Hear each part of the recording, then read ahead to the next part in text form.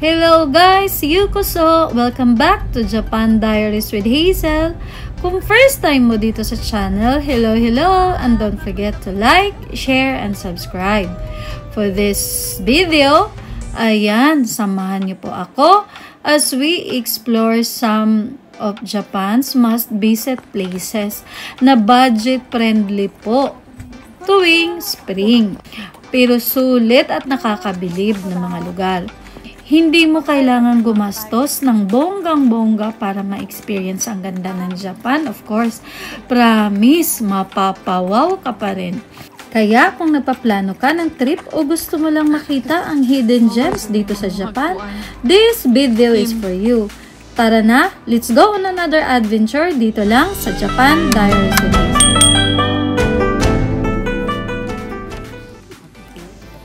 And ayan, to start with, our first stop is ang Fuji Shiba Sakura Festival.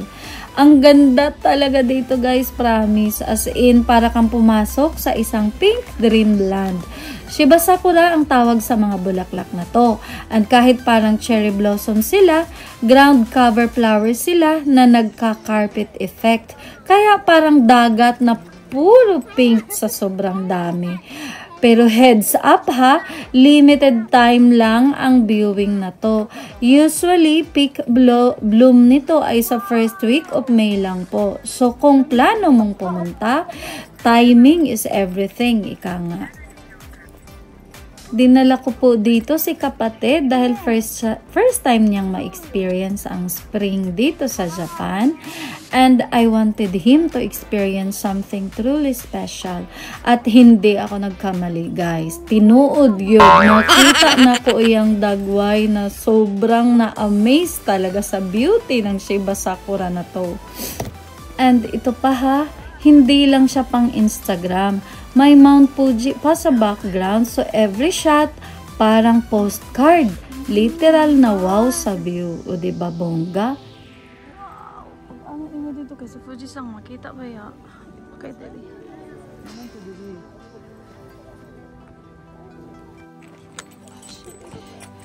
Grabe.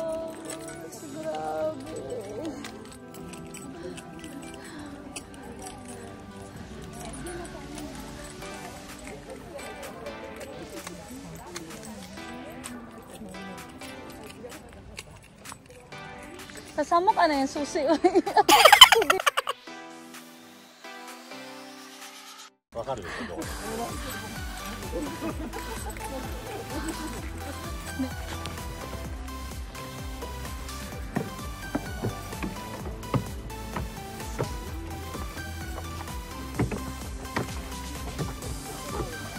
Yo, minai, Fuji-san. Fuji-san, minai ko.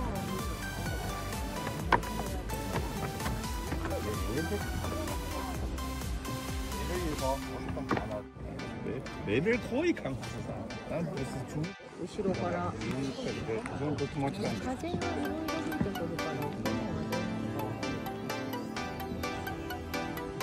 ね。雲がどんどん後ろから吹いてくるからこっちも動いてる。あと上か下か、上に行ってくれればいいけど、下に行っちゃうと見えなくなる。上に行って、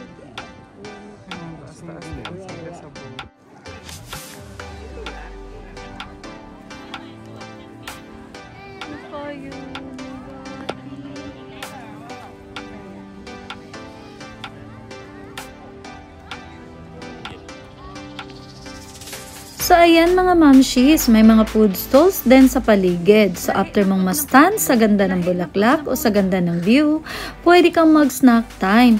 Corn on the cob, yakisoba, sakura team treats, you name it. At ang good news, affordable lahat. Entrance fee is around 1,000 yen lang. Tapos, pwede ka nang maglibot the whole day kahit sumakit pa ang paa mo. Anyway, if you're visiting Japan in spring, promise, hindi kompleto ang trip kung hindi mo ito makita. It's peaceful, photogenic, at super worth it kahit budget traveler ka. And guys, next stop namin is ang Oshinohakai.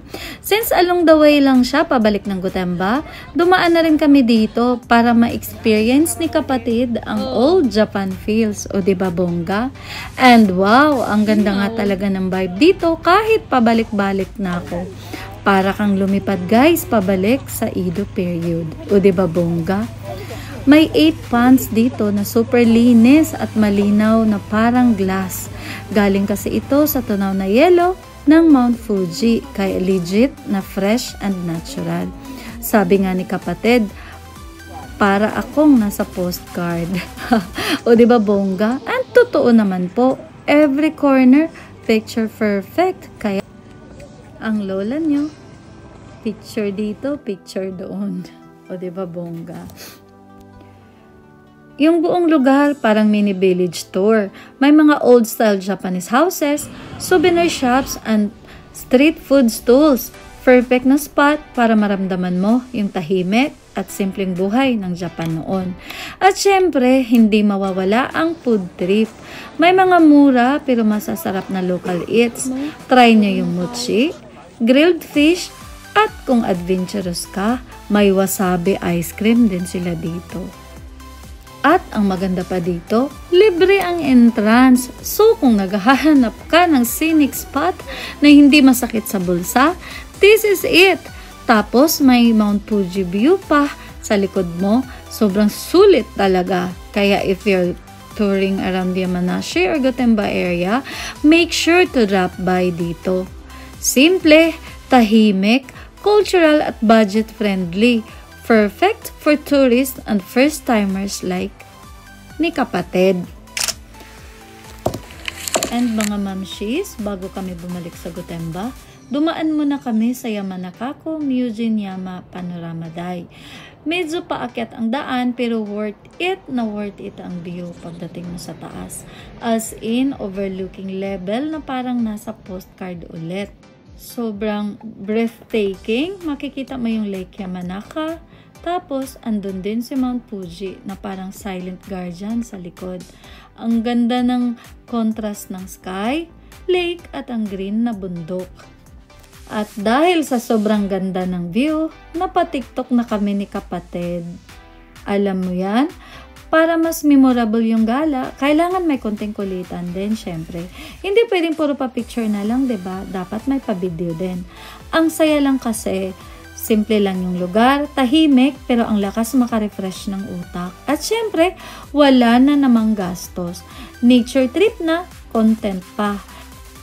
Kaya, kung gusto nyo ng chill spot with perfect views, lagay nyo na sa listahan to.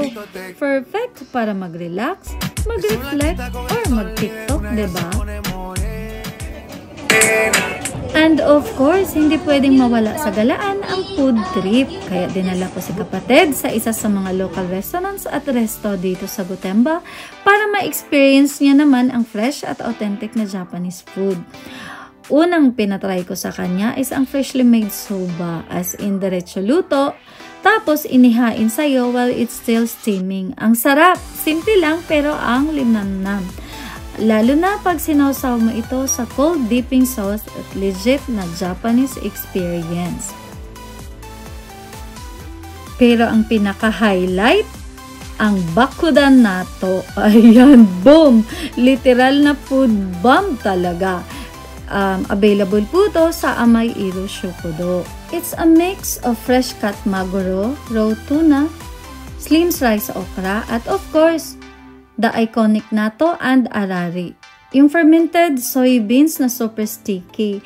Tapos binalot siya sa aji nori, Japanese seaweed.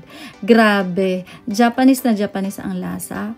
Strong, unique, and unforgettable. Sabi nga ni kapatid, wala nito sa Pinas ah. And yes, kahit medyo adventurous ang lasa, part siya ng experience. Kasi food trip isn't just about what's safe. It's about trying something new.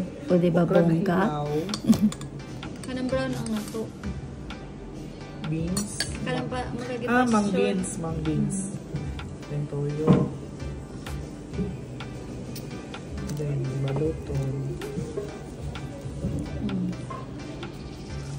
Ew. man. Ayun na? Hindi ka nalasa mo pa. After a full day of exploring, syempre, kailangan din mag-relax.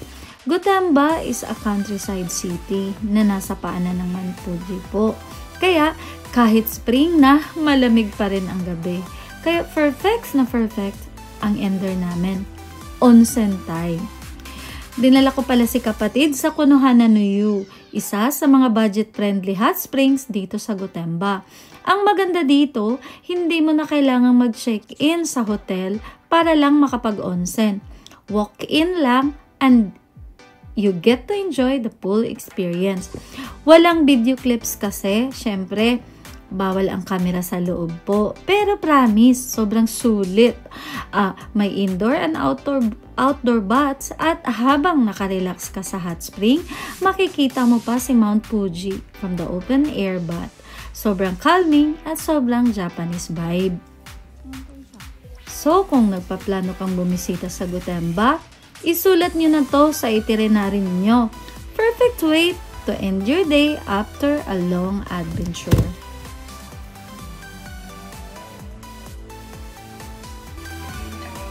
At syempre guys, gusto kong i-share ang isa sa pinaka-memorable experience ni kapatid during his vacation is ang pagpunta-punta o pagsama-sama ko sa kanya sa mga Pilipina karaoke bar dito sa Gotemba. Alam ko na sa Pilipinas, medyo misunderstood ang mga ganitong lugar. Pero I wanted my kapatid na makita niya for what it truly is. A happy place where hardworking and talented Filipinas proudly work with a dignity and respect. These karaoke bars are run by Filipino owners and staff Filipino po at Japanese ang mix ng crowd. And the vibe is super friendly. May kantahan, tawanan, kwentuhan at walang masama, walang mali, just pure good vibe and Filipino hospitality. Sobrang saya niya and now he understand.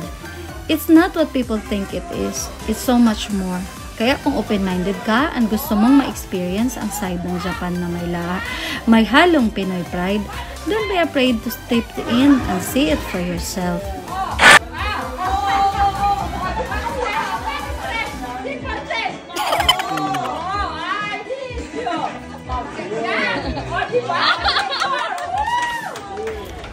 And ito na nga, the sad part. After one unforgettable month, uwi time na si kapatid, pabalik ng Pilipinas. Honestly, I hate goodbyes. Pero syempre, I wanted to send him off the best way possible. So, I decided to spend one last bonding day with him in Shinjuku at tatagpuin din namin ang aming pinsan. So, nag-check-in kami sa Shinjuku Prince Hotel. Medyo pricey po siya compared sa usual hotel. Pero bilang ate, gusto ko lang ipa-experience o maranasan ng kapatid ko yung ganito dito sa Japan.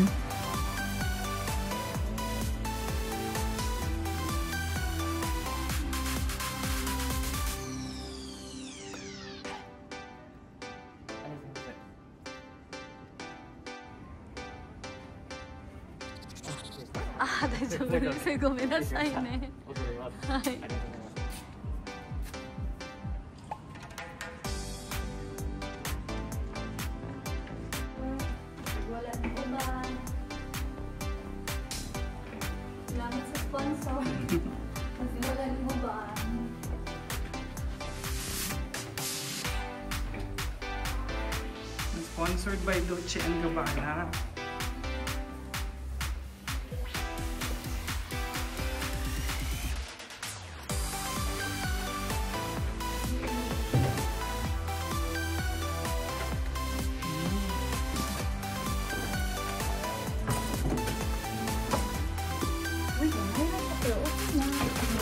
Japan girl.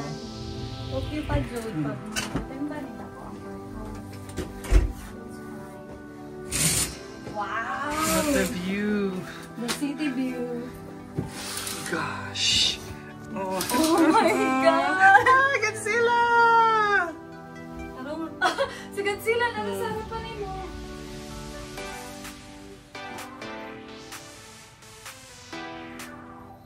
Oh my God! Kaasa, uy. Oo, si Alvin.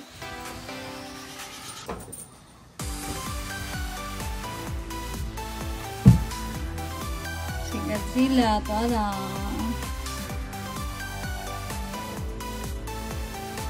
Black.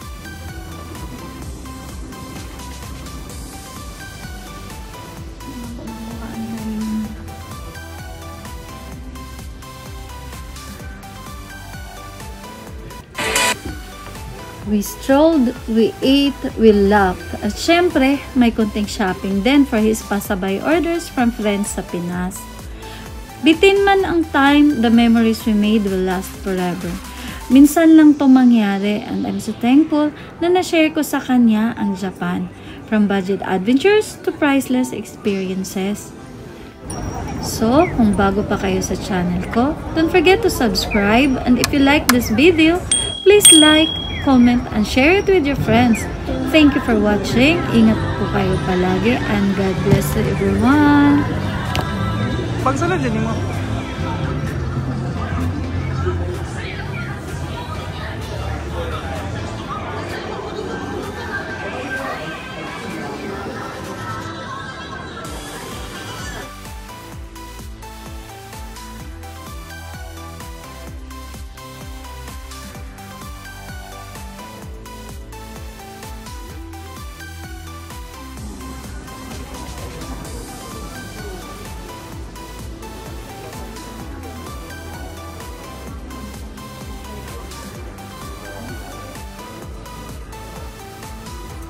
Soccer.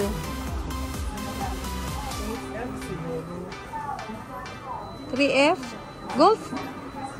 Camp Mana. 3 King. Sports 3 third floor.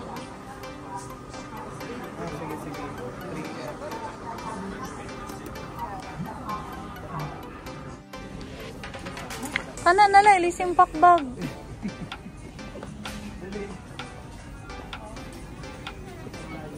Taas tayo. Pwede mo tan-out ang bags ka dali.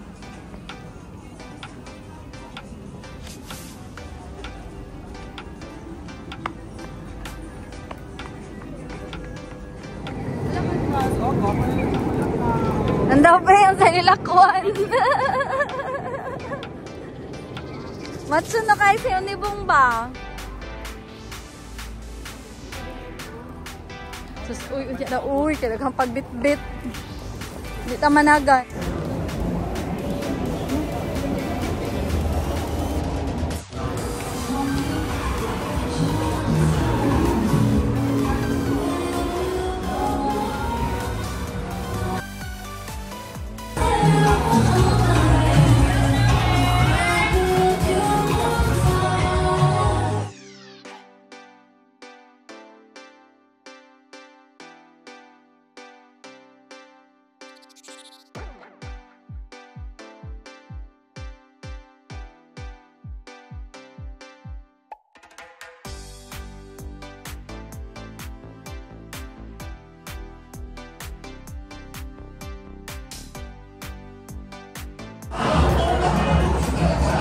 Dito na lang, Bong. Kagwapo ako, sir.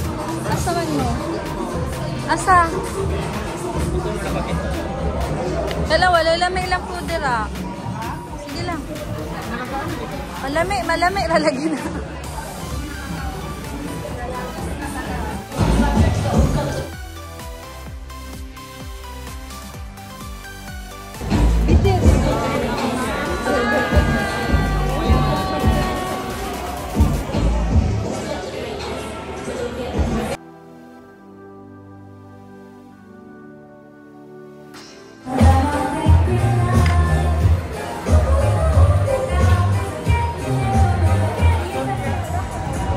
Kabuchik, kabukich.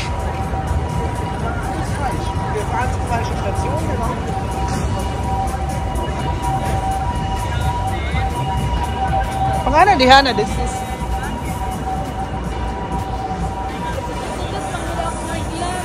Ing na yes, daog among mayor. Daog si Mario! Onya, na. Yes! Daog among mayor!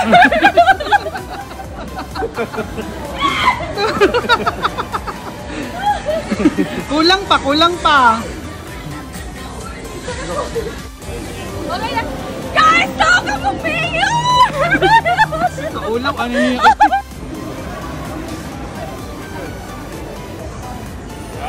No, 18. Where 18?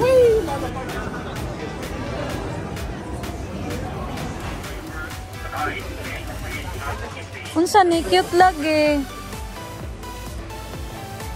Unsa ni? Lip balm. So cute sa lip balm do.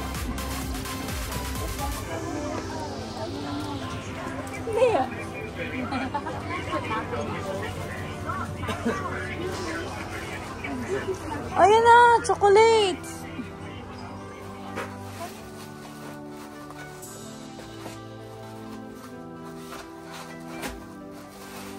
Ihatag sa anak.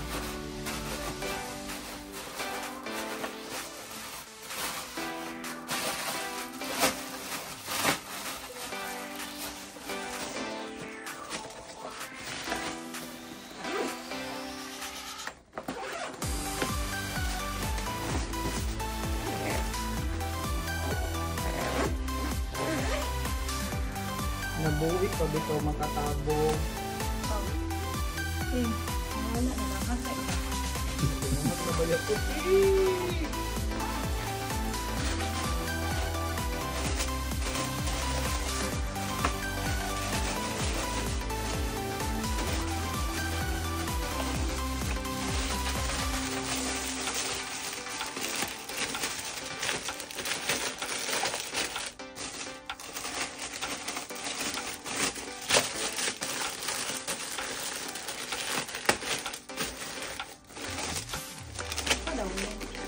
Oo, napataro pa mo ito. Saan ang dami?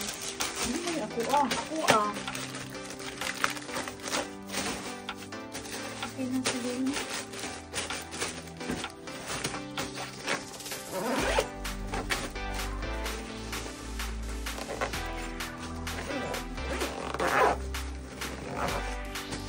Kilos na wala pa. Pero ang kilos pa ba yung nakiri?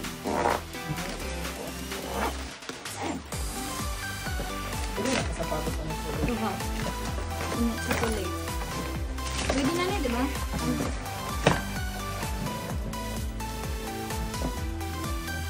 Ay, para mapugka, 40 kilos na dito. Napaman ko ano ng bar.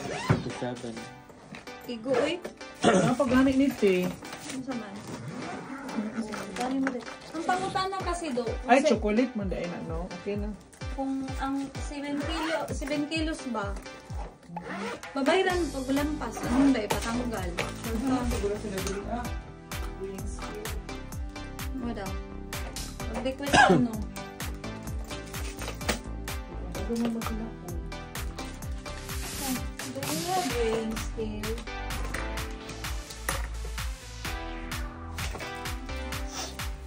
Totally in this.